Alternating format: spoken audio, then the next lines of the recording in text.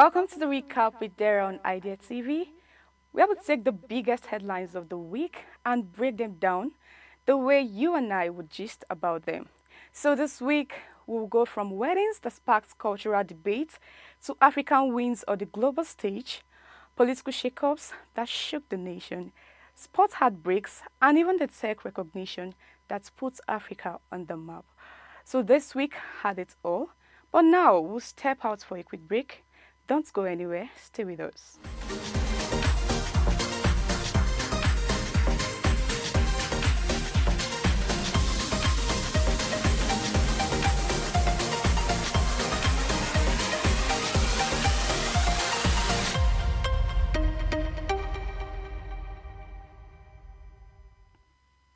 All right, let's get into with one of the biggest talking points this week that wasn't just about love, but about cultural identity.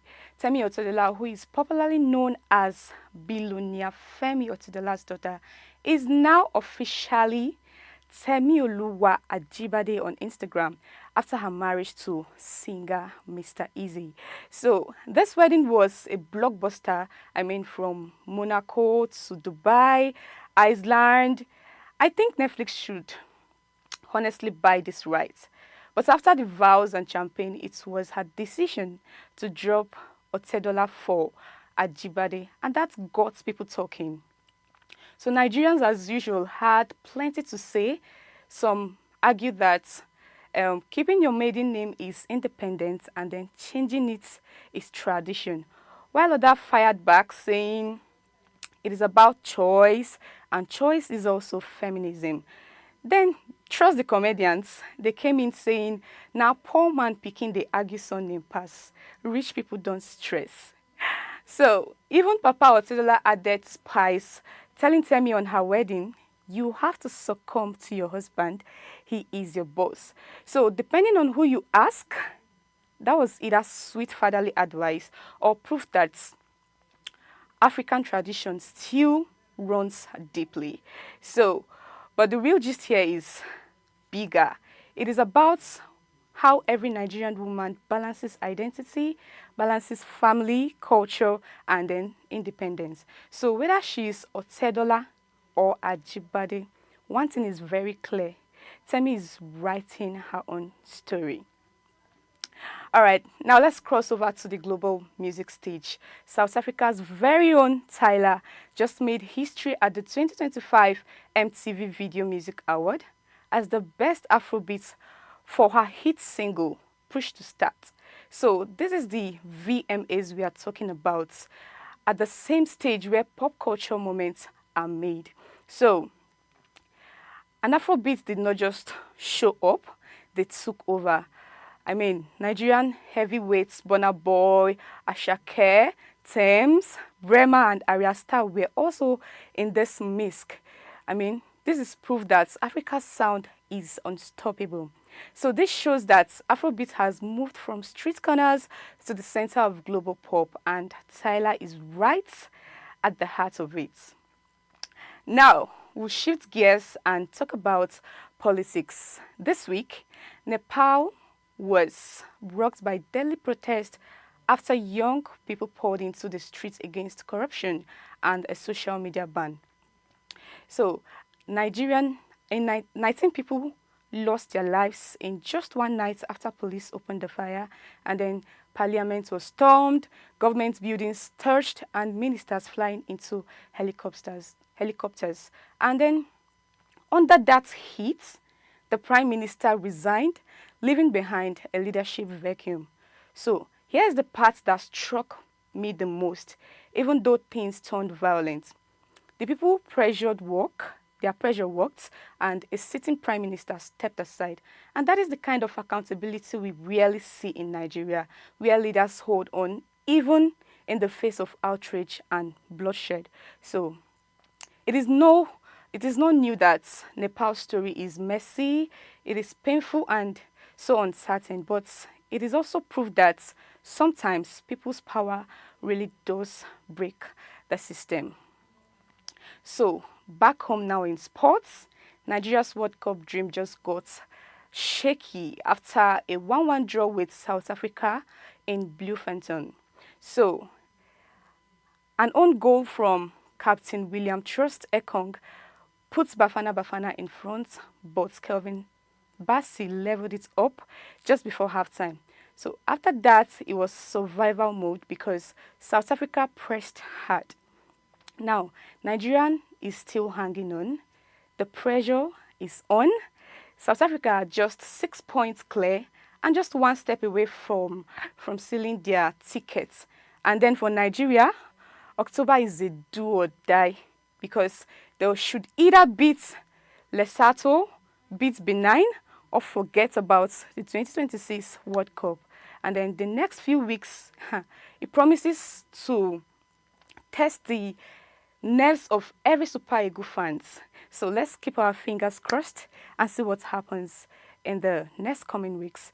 All right, let's move to regional politics now. Ghana has agreed to accept deportees from the US, not just Ghanaians, but other West Africans too. 14 people have already arrived, and then including Nigerians and Gambian.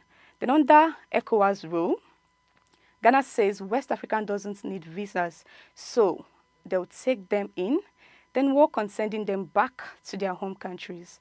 So this is a big one because the US has been asking multiple African nations for help in Rwanda, South Sudan, Eswatini, of which most said no. So Nigeria flat out refused, saying it already has enough problem.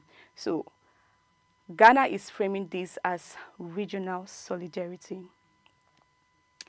Well, it's been a dark moment in America. Charlie Kirk, a conservative activist and Trump ally, was gunned down in Utah, sending shockwaves through the political space. Eyewitnesses described the chaos, this panic, and then the disbelief as people ran for safety. So from the Oval Office, Donald Trump delivered a sober, straight-to-camera message filled with grief and anger, calling Kirk's killing a heinous and another sign of America's broken politics. So let's take a look at his reaction. To my great fellow Americans, I am filled with grief and anger at the heinous assassination of Charlie Kirk on a college campus in Utah. Charlie inspired millions, and tonight, all who knew him and loved him are united in shock and horror. Charlie was a patriot who devoted his life to the cause of open debate and the country that he loved so much, the United States of America. He fought for liberty, democracy, justice, and the American people. He's a martyr for truth and freedom, and there's never been anyone who was so respected by youth. It's a long past time for all Americans and the media to confront the fact that violence and murder are the tragic consequences. Now, this isn't just about one man. It is the latest chapter in America's endless struggle with violence, and this time, it cuts right through the heart of Trump's inner circle. The manhunt is still ongoing, tensions are high, and one question still lingers. If a figure as close to power as Charlie Kirk isn't safe, then what does that say about the state of America right now? Well, may his gentle soul rest in peace. All right, let's move to another exciting story. Celebrity chef and Guinness World Record holder HILDA BACI has kicked off her attempt to cook the world's largest pot of Nigerian jollof at the Echo Hotel in Lagos. So the Junior Jollof Festival drew huge crowd, influencers, celebrities, with over 20,000 people registered to attend. And then she also promised that the meal will be amazing and hygienic. And she's aiming for yet another spot in the record book. And finally, let's end on a brighter note. Africa isn't just catching up in tech, it is setting the pace. Time magazine just dropped its Time 100 AI 2025 list, and 5 Africans made the cut. So we'll be starting out first with the very Nigerian Dr. Bosin Tijani, Minister of Communication, Innovation and Digital Economy, who is recognized for pushing Nigeria's digital transformation. Strive Masiwa of Zimbabwe, who is the second person on our list, who is building Africa's tech backbone, and then Paula Igambere of Rwanda, leading her country's bold AI strategy.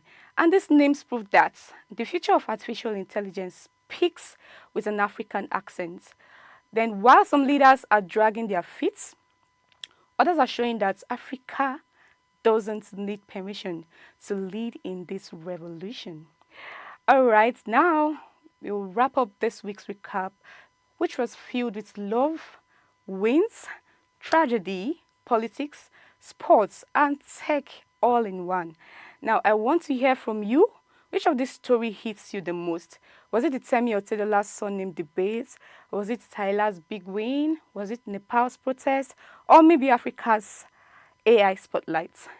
Do not forget to follow us across all social media platforms at Idea TV.